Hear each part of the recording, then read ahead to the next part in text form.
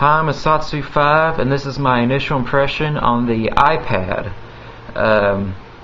Before I continue on with this video, this is not so much a review as it is a initial impressions video. And anytime you buy electronics like a computer or a camera, you're buying a snapshot in time. There's always going to be something coming out better than what you have right now, and it's going to be a lot better. This technology right here is pretty much already obsolete as soon as you buy it. As soon as it's out in stores, it's pretty much already obsolete. So there's sometime in the near future they're going to have something better than the iPad that we know of right now. But this is the newest thing for us so far, and I thought I'd give you my initial impressions. This is the iPad 32 gigabyte Wi-Fi, not the 3G. I decided to opt for this because with the amount of money that I was willing to spend, I decided I wanted more memory instead of the 3G feature. Because when you buy the iPhone, just by paying the phone bill, you get 3G ability. As long as you're in a 3G area, you can use 3G. It's not a separate bill. If I wanted to use the 3G ability on the iPad, I would have to pay a completely separate bill, and I wasn't prepared to do that. So I got this. And as you can see, one of the first differences you may realize besides the size is that you can make your own picture on the background wallpaper. And this is my Filipino handmade balisong knife, the miniature one. And I'm really happy with that picture. That's why I put it as my background. And I'm probably going to play with a few more backgrounds, but that's what I have as of right now. And some features that I really like about this is well, the size of it. I don't know how many of you own an iPhone, but trying to type on it, it's alright, but and it's somewhat easy, but you just have a small area to work with, and depending on how big your hands are can mean that it's really difficult to type, or if you have really little hands, it can be pretty easy to type with. This, you pretty much have a full-size keyboard. I'm going to go ahead and tap on Pages, which is it's kind of like the Office software for typing papers. And you have all different kinds of templates to go through. You can have the blank piece of paper, you can have the classic letter format, the formal letter, you can have the resume, postals, term paper, syllabus, thank you cards, recipes, flyers, invitations. You have all these different templates. For this demonstration, I'm just going to use a blank piece of paper. And as you can see, you pretty much have a full-size netbook keyboard. The only downside to this keyboard is that it is extremely sensitive. If you barely brush up against something, it's going to type. Now I want to zoom in on the screen for you, if it'll let me.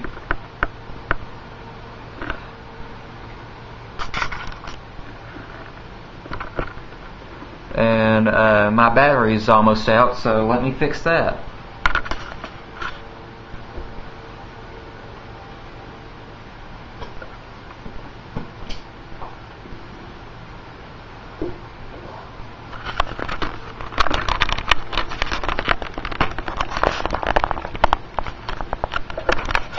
Alright, now that I have shaken up the camera, let's get started on the typing demonstration.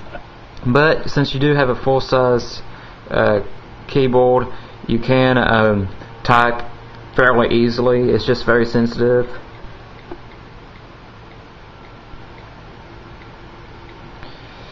And as you can see, I typed Asatsu5.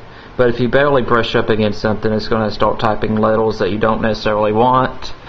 But you can always delete them. Some other things I like, if you get the application, you can text with it. You have to have Wi-Fi to text, but you know, if you want to contact someone via texting. You have a big full keyboard, and it's pretty easy to text and type with. A downside to this is that with the Office software, as far as Pages, Numbles, Keynotes, that's your graphing a spreadsheet software, and your your PowerPoint software, and your word processing software, is that it doesn't come with that. It doesn't come with any of those Office softwares that really makes this thing worth getting. You have to buy them separate, which they cost $10 each, and which I think is a real big shame. Microsoft is even doing it with their computers. I don't have a legitimate Mac computer for as an actual Mac computer. I just have this in the iPhone. But with the PC computers, Microsoft, they give you the Office software for a limited time, and then right before your essays due for college, it cuts off and you can't edit or print your paper. I know, because this has happened to me. It's not cool. And if you have an understanding teacher, they might be gracious enough to extend your deadline, which mine was, thankfully. But that is an issue that I really do not like. I think this ought to come with Pages, Keynotes, and Numbles, because that's what makes this thing into a walkable machine. It makes it not just a multimedia internet. It makes it more than just an oversized iPod Touch. It really does when you have that software. So it's more than just MP3 player with internet capabilities. But I bought that, and I'm pretty happy with it. Some other features I like. It comes with YouTube, and I can check on my subscriptions. I can leave comments on other people's videos. I can look at my own videos, see how they're doing, how many views they have, what comments are on there. But I cannot respond to other people's comments individually, not that I know of so far. I've only had this thing for 2 days, but I have not found out a way. Well, scratch that, I have found out a way. But using the YouTube icon right here, I'll see if I can zoom in on it.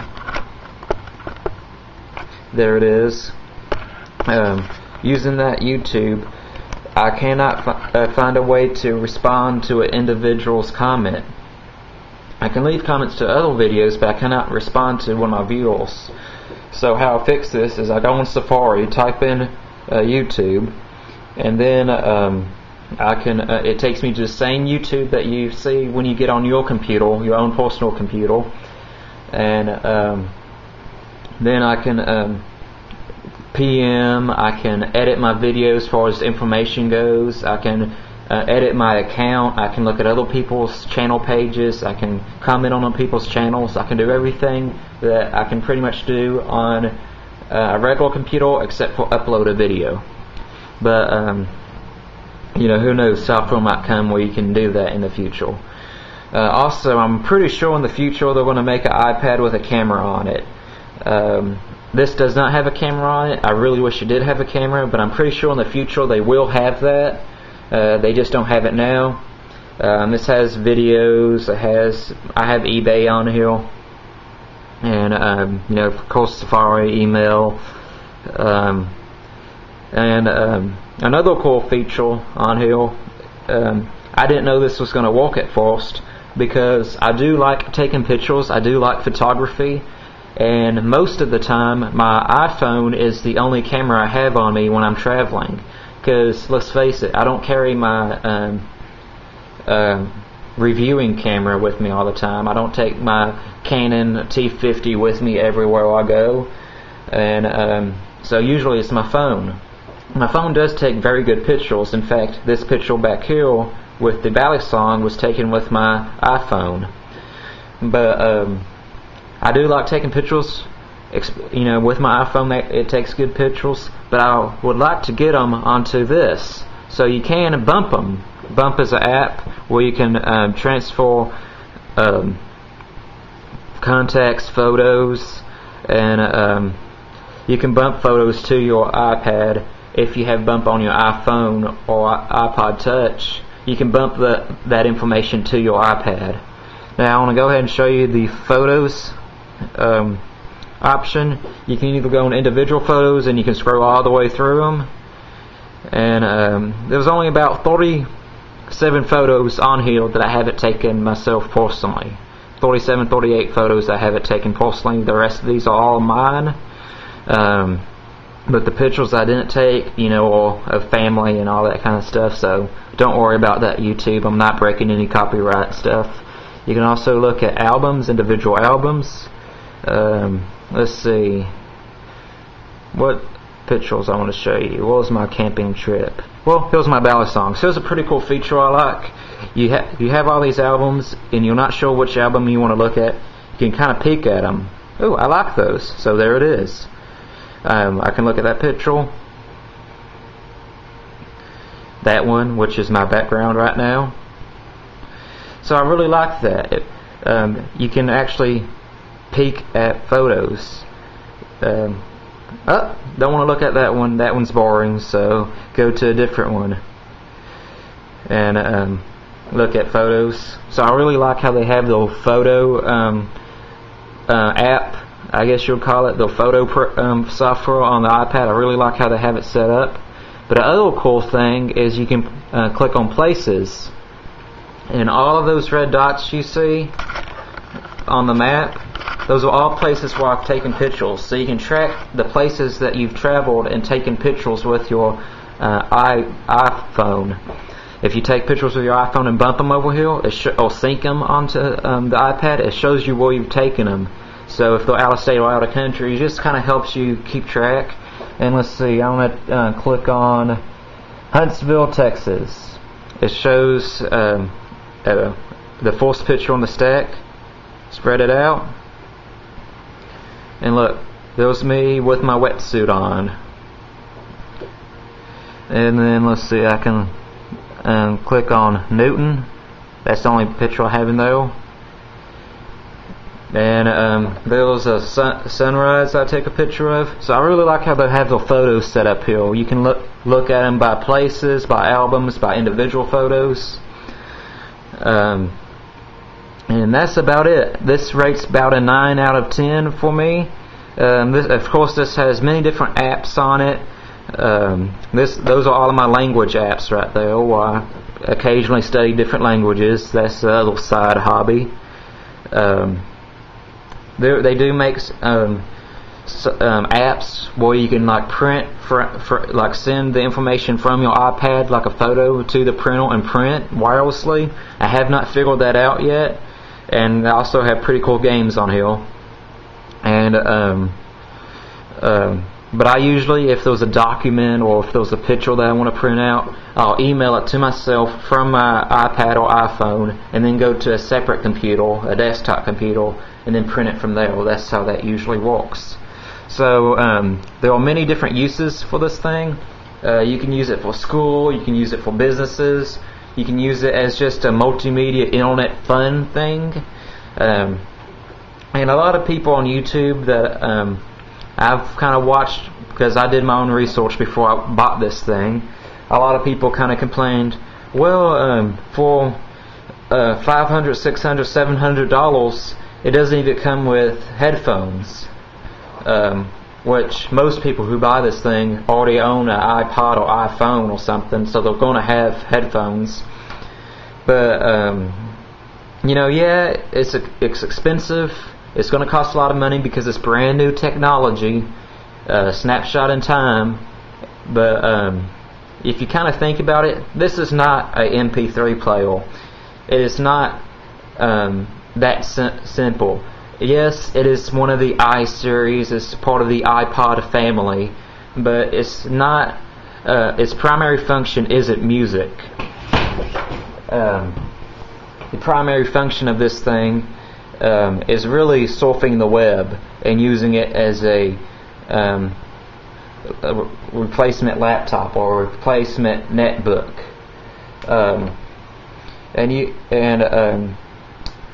Excuse me one moment. I had something fall off the wall. I don't know if you hold that or not.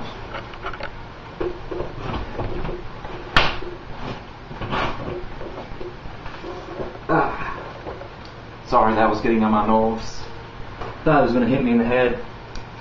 But anyways, where was okay, well, it's not an iPod. It is a non-folding netbook, but it's not a standalone computer. You have to have a base computer to sync it to, of course, but it is not that. So to me, the headphones is not a big deal. You're not paying for MP3 player. You're paying for a computer. It's not a standalone computer, but it is a computer. By the way, check this out. This is an app. I do not know how to play the piano, but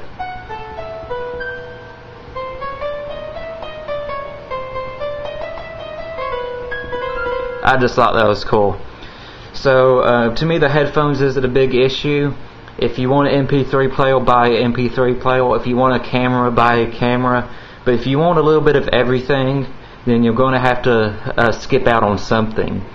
And to me, it not coming with headphones just means I saved about $15 to $20. So it's not a big deal to me, because I realize that this is much more than just an MP3 player.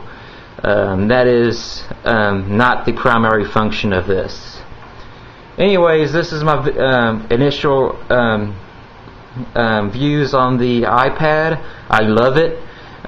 Is it for everybody? No. But I love it. I think it's going to help me out a lot in school, business, and keeping up with my YouTube account and keeping me entertained. So I hope you enjoyed the video. I hope you learned something. My name is Asatsu5, and I am out.